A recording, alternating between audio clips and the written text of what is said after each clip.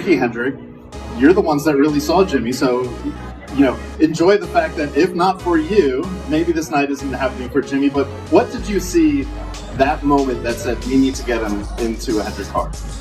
Yeah, I always think I played a small part, but the timing certainly worked out well for all of us. Ricky Hendrick was testing an Xfinity car down in Darlington, and Rick said, "Hey, would you mind going down there? You're pretty good at Darlington. Could you maybe help Ricky out?" And I just remember getting down there, and I was up on top of the truck while his car was getting warmed up, and we were watching some other cars. One of the first cars on the track was this red, white, and blue number 92 car. And I wasn't familiar with the car, the driver, or anything.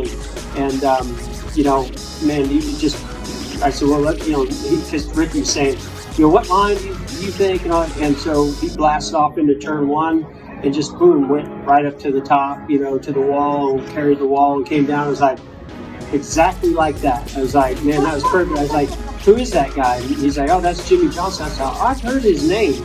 And I said, well, how many times has he been to Darlington? I think he just saw the place today. I was just talking to him earlier, and he's never been here before. I was like, whoa, okay. And so I was down in the garage, and I went and introduced myself to Jimmie, and just one of the finest, young men. I mean, he's not that much younger than me, but he seemed very young at the time. And I was just like so impressed with him. And just one thing after another, we just kept crossing paths and talking more. And then things that were happening that were evolving to a 14 at Hendrick all just seemed to line up. And Ricky was doing the same thing behind the scenes and talking to Rick about Jimmie. Great. Well, ladies and gentlemen, join the Citizen Tribune Network today. Like, comment, and subscribe.